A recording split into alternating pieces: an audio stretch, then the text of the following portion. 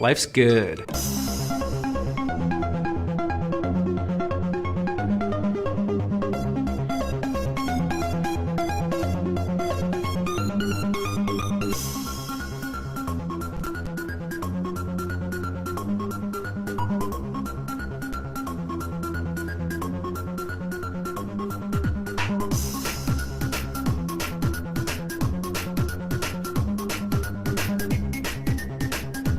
Welcome to the Nexus.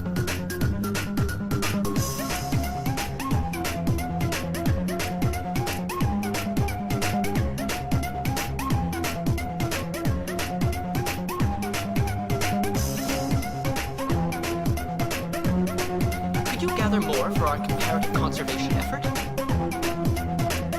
What conservation effort? My thesis is on the console there. Broad strokes, we're comparing and preserving organisms from both galaxies. If you donate bioscans and samples to the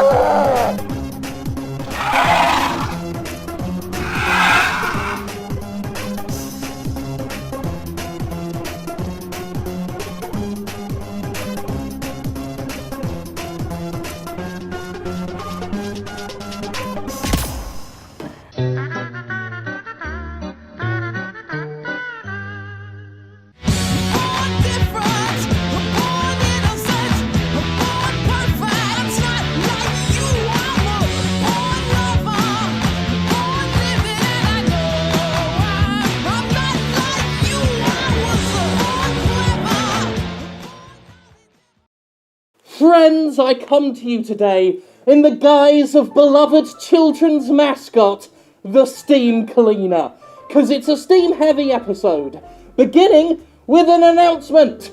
Stickly Games, the company that accused yours truly of trademark violation, has been humiliated. The creators of Airport Master are not Stickly Games anymore, they're Stick-Lull Games. YouTube has ruled in my favour. They are not going to take any action against the video that was accused of trademark violation. And also Steam stepped in to tell everybody that Stickly's end-user license agreement was bollocks because their whole refund policy of no refunds is trumped by Valve's refund policy. Oh god. You can't breathe in this thing! Oh my god! As Greenlight hurtles ever closer toward its death, the future of Steam's content and quality control will be wrested from the hands of the public and reclaimed by the overseers at Valve, which, let's face it, considering some of the half-baked awful shit Greenlight was responsible for, this is perhaps the only seizure of democracy I'm actually okay with. Banendorf! Now, I'm not saying that I consider myself in any way responsible for Steam's future. What kind of arrogant, self-absorbed piece of shit would I have to be to consider myself important enough to have a say in anything that an unrelated software seller does? However, let's face it, I'm the Steam Cleaner, the sheriff of Greenlight, and I've been stalked, threatened, sued, and attacked by angry developers enough to consider myself having earned at least a little bit of a say in what a multinational corporation that owes me nothing does with itself and its time and its money. To wit, since I'll soon be enjoying retirement as Greenlight's hero, and that's what I was doing by mocking shitty trailers, I was being heroic, I've decided to have one last go at Steam's most common and obvious example of low quality, the asset flip, and give my successors at Steam Direct some hard-earned tips on how to spot them, because the last thing Valve needs is to accidentally upload two identical games with different names to its storefront. Again. Quick recap for those just joining the class: an asset flip is a game consisting entirely or almost entirely of pre-made assets that the quote-unquote developer didn't make or didn't even bother editing. Character models, environmental objects, UIs, HUDs, maps, everything can be purchased pre-developed via engine stores for Unity, Game Guru, Unreal, etc. The idea is that these assets form an easy foundation upon which a developer can craft their own original ideas. An asset flipper is less of a developer and more of a kid with Lego and zero imagination. They dump pre-bought characters into pre-bought maps with pre-bought overlays, giving no thought to artistry, level design, or coherence of any kind. That is an asset flip. Some assets are more common than others, which highlights the real problem with the scheme. Once you've seen the same zombie spider head across multiple games, you start realizing just how creatively bankrupt and embarrassing these products can be. So, to those taking the reins of Steam Direct, I have isolated the most humiliatingly common store-bought items I've seen turn up time and time and time again in games. The usual suspects, if you will. And if I have any advice to impart upon those at Valve, disqualify any tactless, gormless, talentless hack wanker who features any of the following tired, by now cliched shite. You know, it was even worse here before I activated the vault. Stay in school! Chili dogs!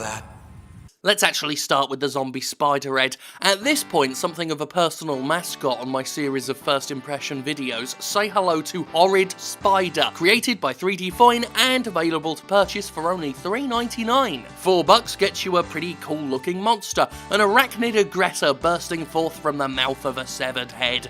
The problem is that so many asset flippers found this poor thing, thought, cool, I'll throw loads of these into my game, and so what could be a unique horror is as overdone a character as Ralphie in later seasons of the League. Horrid Spider is at this point so overused by lazy self-styled devs that it's lost its charm, and that really blows because the original creator even wrote up an amazing synopsis for it. Just check out this fucked up shit. They hatch inside human noses, eat the victim's brain to grow up. Someday they'll crawl out from the mouth, chop off the head to freely run around and use the victim's skull as a shell to protect their soft abdomen. Sadly, if you actually see a horrid spider in a game, you're probably dealing with not just an asset flipper, but one so lazy they typed zombie spider in the Unity store search bar and bought the first bloody result. Next up on our list of shame is the Game Guru default FPS menu and HUD. In only recent months, I've come across this identical boring menu screen at least thrice, and that's just the games I personally spotted using it. What appears to be a slate wall covered in erosion or maybe paint, I don't fucking know. This relatively bland menu is, like many things, a mere placeholder,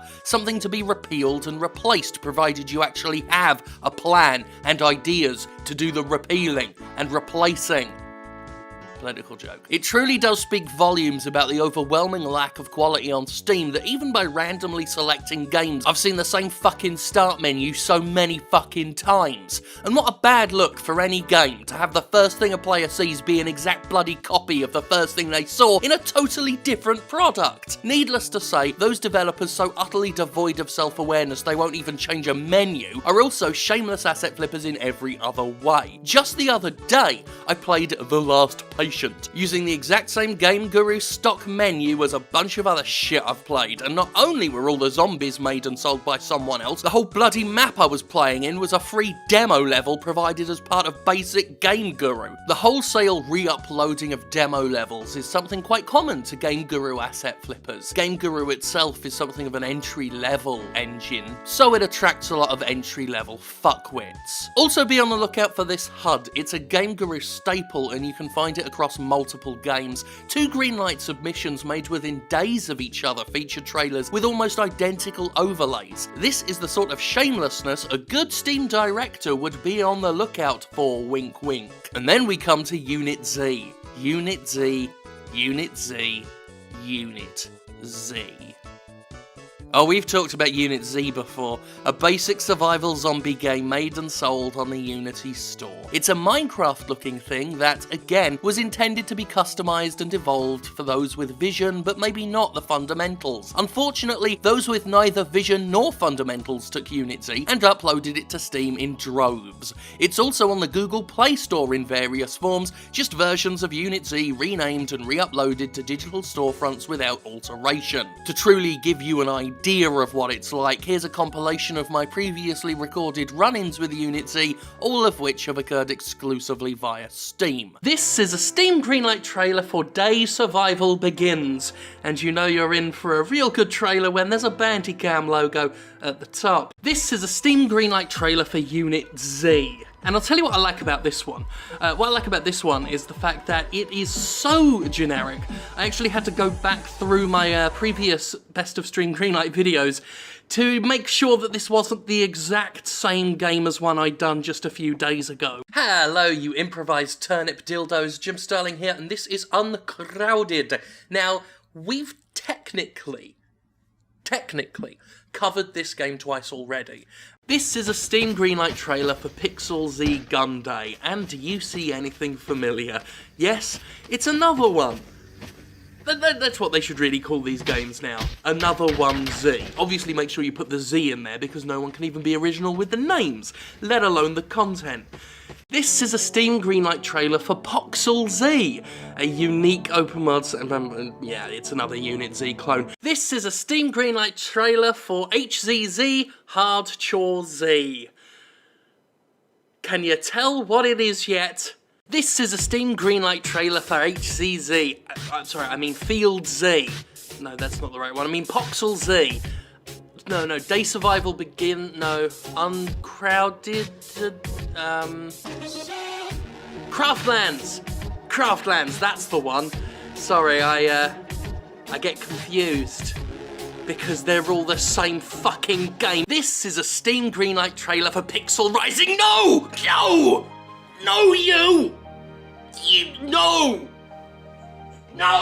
I absolutely refuse to accept that another one of these fucking things are happening. No!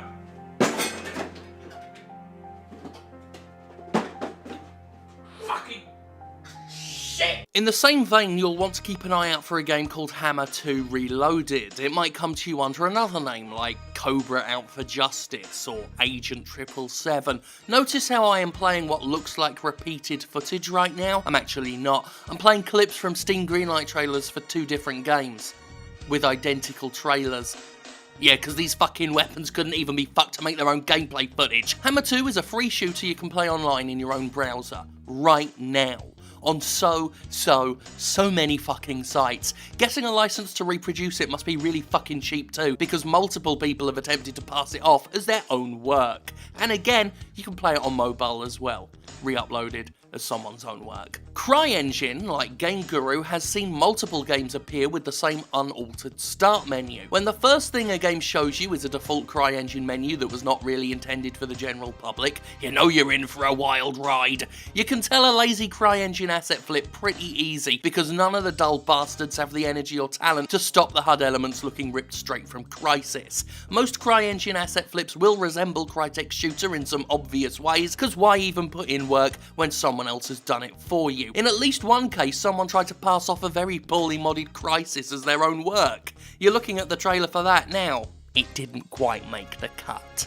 Also, I should point out that I'm only ever giving these devs the benefit of the doubt that they're buying or licensing any of this shit at all. It's really easy to pirate this stuff, and while I'd never accuse anybody of literally stealing assets, I mean, you know, I bet some of them fucking did. Anyway, these zombies all suck. Made notorious by the slaughtering grounds, the cavalcade of creatures found within the Mixamo Zombie Character Contest pack have no artistic relation to each other, but that hasn't stopped every developer that's come across it using all the zombies inside a single game environment without explanation. Oh, by the way, it's Mixamo, but I'm gonna say Mixamo for the rest of this video. I didn't do it on purpose. Containing British cop zombies, post-apocalyptic Skrillex hair Skeletor zombies, lumps of muscle with huge gums and horns for teeth. It's all silly looking stuff and none of it really works together. Mixamo was the source of almost every enemy in the slaughtering grounds, and despite being associated with such a notorious game, other developers have shamelessly or cluelessly used the Mixamo zombies too. I especially see Legion of Doomface here pop up regularly. The interesting thing is, Mixamo was discontinued from the Unity asset store at some point in time, and yet the zombies contained within still crop up. Again, Not accusing anybody of obtaining these character models on the sly, but the package was discontinued and the zombies keep happening. And whether procured through official channels or not, the very fact some self-styled game developers will use characters intrinsically linked to one of the most famously awful games of our time speaks volumes about how brazen, how ignorant, or just how dense asset flippers are. Either totally shameless con artists who don't care that we're all seeing what they're doing, or they're so utterly insulated from the very industry they wish to crack, they somehow don't know that peddling popular Unity assets will make it very obvious they're peddling popular Unity assets since they're, you know, fucking popular. People often ask me what the big deal is with asset flips, and I must make it clear that the basic use of prepackaged assets isn't an issue at all, so long as you're using it to build original work. The wholesale copying of maps and models, sometimes entire fucking games, is an absolute plague that has made contributing to Steam's overwhelmingly saturated market far too easy. We shouldn't be in an industry where totally different games have the same start menu or UI or entire fucking armies of identikit zombie enemies. None of it's illegal, by the way. I'm not accusing anyone of illegal behaviour here, but it takes a real lack of pride in what... Well, when I say illegal, I mean if they definitely did license it, which I am giving them the benefit of the doubt that they're doing, so I do mean none of it is illegal, but it takes a real pride in... No, that's not what I was saying. Oh, this is what happens when you ad-lib. It takes a real lack of pride in one's work and a complete deficit of artistic integrity to publish UnitZ as your own work, or populate your zombie games with the same zombies several other games used. How do you feel creative at all when you do that? And yet, the pride of some of these asset flippers when they're called out, they genuinely think they've done good work worth defending. How? They haven't, and Steam ill needs failures such as they. The assets noted in today's fun excursion are by no means the only recurring ones to appear across multiple Steam games. If you're playing a horror game, be sure and check if the haunted house you're in is the Abandoned Manor Mega Pack, but they're the most egregious examples of how rampant and shameless asset flipping can be. They're proof positive of developers with no knowledge of the gaming world, out to cheaply cobble a loose-fitting game together and flog it off as their own original work, and given that being an asset flipper at least has a strong correlation with being a deluded, self-absorbed, vicious little shit, I think the appearance of any horrid spiders, UnitZs, Hammer Reloadeds, Game Guru CryEngine menus, or Mixamo zombies should be grounds for instant fucking offing. But again, not trying to tell anyone at Valve how to do their jobs.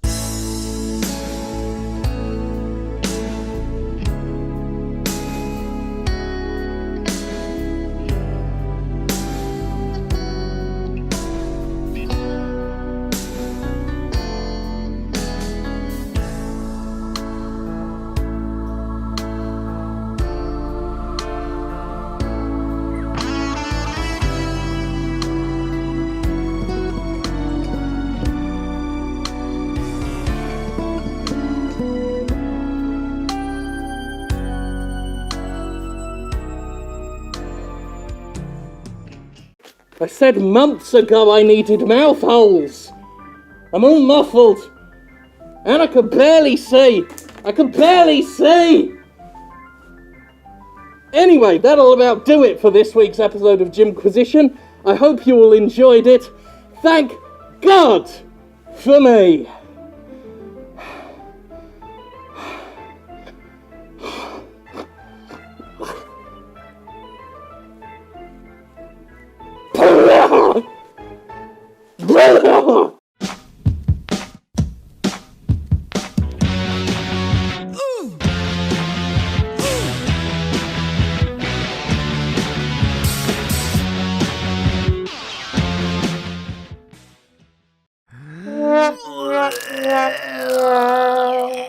Oh, Ubisoft!